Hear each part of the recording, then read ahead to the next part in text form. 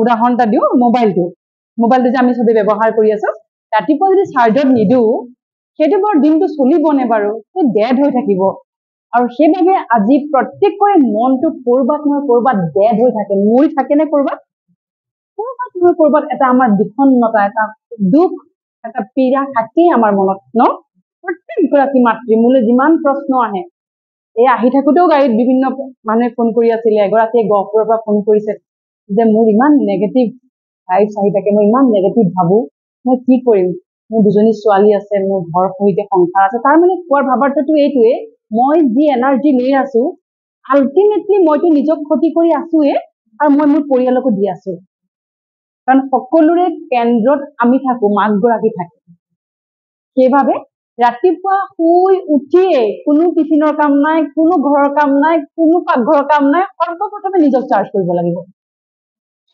সৰ্বপ্ৰথমে নিজক চাৰ্জ কৰিম তাৰমানে মোবাইলটো নিচিনাকে চাৰ্জ কৰিম তেতিয়া দিনটো চলিম বঢ়িয়াকে আৰু যদি যিদিনাখন চাৰ্জ কৰি নচলিম সেইদিনাখন কি হ'ব গোটেই দিনটো আমাৰ অৰ্থলৈ যাব যদি ল'ৰা ছোৱালী ভালো কৰিছে আমাৰ মনটো ভাল নালাগি নাথাকিব কিন্তু এই সন্তুষ্টতা বস্তুটো যিটো সন্তুষ্টতা আচলতে দেখা বস্তু নহয় হয়নে কি অনুভৱ কৰা বস্তু মই পালেও সন্তুষ্ট নাপালেও সন্তুষ্ট সেইটো হৈছে অনুভৱ মোৰ তাৰমানে কিন্তু সেম টাইম কোনোবা এগৰাকী খুব পালেও সন্তুষ্ট নহয় আৰু একেবাৰে নাপালেতো কথাই নাই বাৰু ডিপ্ৰেছনতে গুচি যাব আজি আমাৰ এই সমাজত মাতৃ সমাজত সকলোতকৈ ডাঙৰ এটা খুব ডাঙৰ এটা মই অসুখ বুলিয়ে ক'ম ডিজিজ বেমাৰ বুলিয়ে ক'ম সেইটো হৈছে যে মাতৃসকলৰ মনটো কৰবাত নহয় কৰবাত বিষণ্ণ হৈ থাকে দুখত থাকে যে মোক কোনেও বুজি নাপায় ইমান ৰাতিপুৱাৰ পৰা সন্ধিয়ালৈ কাম কৰো চব কৰো তথাপি মোক কোনো ৰেকগনিশ্যন নিদিয়ে মোক কোনো স্বীকৃতি নিদিয়ে যে মই ৰাতিপুৱাৰ পৰা সন্ধিয়ালৈ অকল পৰিয়ালৰ কাৰণে মৰি মৰি চব কৰি আছো অথচ মোক কোনো স্বীকৃতি নিদিয়ে আৰু আজি যদি ঘৰত কিবা এটা ডাঙৰ কিবা এটা হয় গোটেই প্ৰথমতে পইণ্ট আউট মাতৃগৰাকীলৈ আহে আমি মাতৃ সকলোতকৈ শ্ৰেষ্ঠ সেইকাৰণে পৰমাত্মাই মাতৃক লৈ পেলাই এই সংস্থাৰ নিৰ্মাণ কৰিছে য'ত মাতৃ সমাজক প্ৰথম আসনখন দিছে কাৰণ মাতৃ হৈছে সৃষ্টিৰ অধিকাৰী গোটেই ঘৰখনৰ সৃষ্টি আমাৰ দ্বাৰা হ'ব ৰাতিপুৱা শুই উঠিয়ে প্ৰথম সংকল্প মানে কি প্ৰতিজ্ঞা উইশ নহয় আমি যে উইশ কৰো উইশৰ কোনো কাম নাই উইশটো যেতিয়া আমি কাৰোবাক কওঁ যে অল দা বেষ্ট এটা লাইনহে পোৱা যায় তাত কিন্তু আমাৰ ভাইব্ৰেশ্যন নাযায় নাযায় ইমান একদম নিজৰ সন্তানটোৰ প্ৰতি যায় বাৰু কিন্তু বেলেগৰ প্ৰতি ইমান উইশটো নাযায় গতিকে উইশটোক আমি কেনেকে 100% বনাম আমি যে উইশ কৰো যে আমি যে কাৰোবাক যে কিবা এটা যে আমি ভাল যে এটা মানে ধুনীয়া বাধাই দিওঁ বা কিবা এটা ধৰণৰ আশীৰ্বাদেই দিওঁ সেই আশীৰ্বাদটো মানে আমি আজি ৰিয়েল কৰিম এনেই নহয় এনেও এটা শব্দ আচলতে আমি উচ্চাৰণে কৰিব নাপায় আমি যি শব্দ কওঁ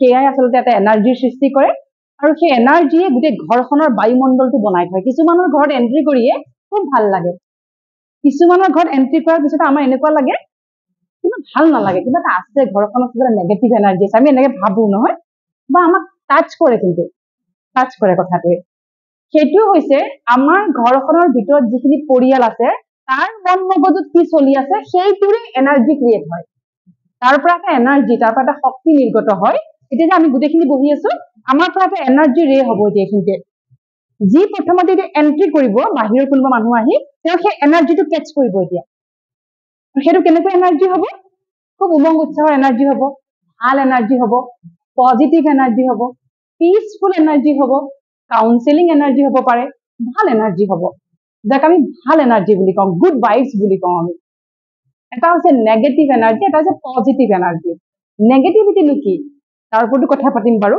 প্ৰথমতে ৰাতিপুৱা আমি শুই উঠি নিজে নিজকে আমি সংকল্প ল'ব লাগিব যে প্ৰথম সংকল্প আজিৰ পৰা সকলোৱে ক'ব শুই উঠিয়ে ক'ব মই শক্তিশালী আই এম পাৱাৰফুল মই পাৱাৰফুল মানে কি মোৰ সতি সন্তান পাৱাৰফুল মোৰ ঘৰ পাৱাৰফুল ঘৰখনৰ বায়ুমণ্ডল পাৱাৰফুল মোৰ পৰা চুবুৰীলৈ ৰেডি চুবুৰীৰ পৰা সমাজলৈ ৰেডিয়েট হ'ব মই পাৱাৰফুল মানে মোৰ পৰা চব পাৱাৰফুল হ'বলৈ আৰম্ভ কৰিব যে মই এটা পাৱাৰ বেংক মই পাৱাৰফুল মোৰ মন বুদ্ধি শক্তিশালী আজিৰ দিনটো মোৰ জীৱনলৈ যেনেকৈ পৰিস্থিতি পৰিৱেশ নাহক কিয় আজিৰ দিনটো মই 100% শক্তিশালী হৈ থাকি প্ৰতিটো কৰ্ম কৰিম প্ৰত্যেকজন পৰিস্থিতিৰূপী ব্যক্তিক মুখামুখি কৰিম আৰু শান্তিপূৰ্বকভাৱে মই প্ৰতিটো সমস্যাৰ বা যিকোনো কথা সমাধান কৰিম। এইটো প্ৰতিজ্ঞা নিজে নিজক কৰিব লাগিব। দ্বিতীয়টো হৈছে মই শান্ত স্বৰূপ। শান্তি মোৰ স্বধৰ্ম, শান্তি মোৰ জনমসিদ্ধ অধিকাৰ, শান্তি মোৰ পৰিচয়, শান্তি মোৰ ব্যক্তিত্ব।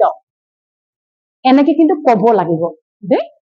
আপোনালোকে যেতিয়া যেতিয়া কলে আপোনালোকে অনুভৱ কৰিব এটা ইনাৰ পাৱাৰ, এটা ইনাৰ শক্তি, আভ্যন্তৰীণ শক্তি এটা আপোনাৰ ইয়াত জাগ্ৰত হব। ভিতৰখন খুব বেছি ভাল লাগিব, শান্ত লাগিব। যিমানেই অস্থিৰ যেনেকুৱা পৰিস্থিতি নাথাকে আপোনাৰ শান্ত লাগিব।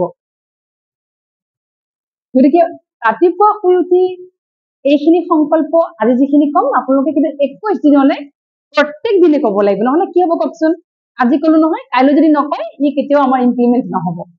পৰহিলৈ যদি নকওঁ ইমপ্লিমেণ্ট নহব।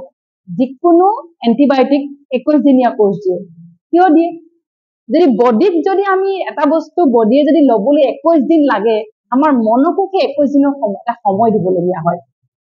সেইবাবে আমি মনক এটা সময় দিব লাগিব যে মই শক্তিশালী, মই শান্ত স্বৰূপ, মই স্থিৰ ধৈৰ্যশীলা, মই সুখ আৰু আনন্দ স্বৰূপ। সুখ আৰু আনন্দ মোৰ জনমসিদ্ধ অধিকাৰ। মই জন্মতে লৈ আহিছো এইবিলাক। মোৰ সুখ আৰু আনন্দ কাৰোৰে ওপৰত নিৰ্ভৰশীল নহয়। এইটো কিন্তু সদায় কব। নহলে আমাৰ কি হয়, মনটো বেয়া হৈ যায়, এই তাৰ কাৰণে আজি মোৰ গোটেই দিনটো বেয়া গল। কওনে? সন্তানে কিবা এটা বেয়া ৰিজাল্ট কৰিলে চাপোজ, তাৰ কাৰণে মনটো বেয়া হল। আমি কোনো পৰিস্থিতিৰ দাস নহয়, এইটো কথা আজি ক্লিয়াৰ হৈ যাওক। আমি কোনো পৰিস্থিতিৰ দাস নহয়, পৰিস্থিতি আমাৰ দাস। পাৰিবনে পৰিস্থিতিক নিজৰ দাসী বনাবলৈ? একেবাৰে সহজ, একেবাৰে সহজ। সকলো ভিতৰতে আছে, আমাৰ ভিতৰতে আছে গোটেইখিনি। তাৰপিছতে কব মই পৰম পবিত্ৰ আৰু কল্যাণকাৰী। পবিত্ৰতা মানে কি বাৰু? চাফা, হৃদয়খন চাফা। মোৰ সকলোৰে প্ৰতি শুভকামনা শুভভাৱনা আছে। জাতি ধৰ্ম ভাষা বৰ্ণ ধৰ্ম চবৰে ওপৰত মই সকলোৰে প্ৰতি সদা কল্যাণকাৰী। সকলোকে শুভকামনা শুভভাৱনা দিওঁ, সকলোকে মই ক্ষমা কৰি দিওঁ। সকলোক মই যদি ভুল কৰো মই ক্ষমা প্ৰাৰ্থনা খোজো। মই দয়াশীল, মই কৰোণাশীল, মই ক্ষমাশীল, মই কল্যাণকাৰী আৰু পবিত্ৰ। এনেকে কব লাগিব। তেতিয়া আপোনাৰ অন্তৰখন চাফা হব। চাফা অন্তৰতহে ঈশ্বৰ আল্লাহ গড ভগৱান নিৰাকাৰ পৰম পিতা পৰমাত্মাই স্থাপনা লব, নহয়নে? চাফা হৃদয় হব লাগিব। কিন্তু মই যদি হৃদয়ত এটা বেলেগ লৈ আছো, মোৰ কথনত বেলেগ চলি আছে, সেই অন্তৰত সেই হৃদয়ত কেতিয়াও ঈশ্বৰে স্থান নলয়। আৰু যদি আপোনাৰ অন্তৰত যদি ঈশ্বৰ আল্লাহ গড ভগৱানে যদি আপোনাৰ অন্তৰত স্থান নলয়, আপোনাৰ ঘৰতো নলয়। সেইখন ঘৰত সদায় প্ৰব্লেম থাকিব, হাই কাজিয়া থাকিব, মানসিক অশান্তি থাকিব, অৰিয়া অৰি যুক্তি তৰ্ক, এনেকুৱা ধৰণৰ কিছুমান চলি থাকিব, আজি যিটো চলি আছে বহুতৰ ঘৰত।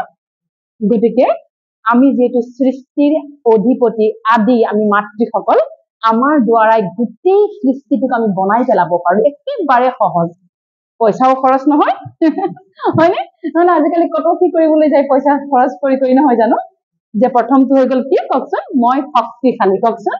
মই শক্তিশালী, মই শান্ত স্বৰূপ, মই সুখ আৰু আনন্দ স্বৰূপ, মই পবিত্ৰ আৰু কল্যাণকাৰী, মই জ্ঞান স্বৰূপ। জ্ঞানটো কত লাগিব এতিয়া আমাক? জ্ঞানৰ কিমান আৱশ্যক ন দিনটোত চলোতে। উদাহৰণস্বৰূপে মই এটা উদাহৰণ দিওঁ, জ্ঞানটো কেনেকে ইমপ্লিমেণ্ট কৰিম। মোৰ ঘৰত চাপোজ আপোনাৰ ঘৰতো সন্তান আছে, খুব অস্থিৰ, একদম চব তহিলং কৰি থাকে, কথা নুশুনে, আজ্ঞাকাৰী নহয়। তাত এতিয়া আপুনি জ্ঞানক কেনেকে এপ্লাই কৰিব? তাততো খং উঠিব, খংটো প্ৰথমতে উঠিব তাতে। কিন্তু জ্ঞান কেনেকে এপ্লাই কৰিম?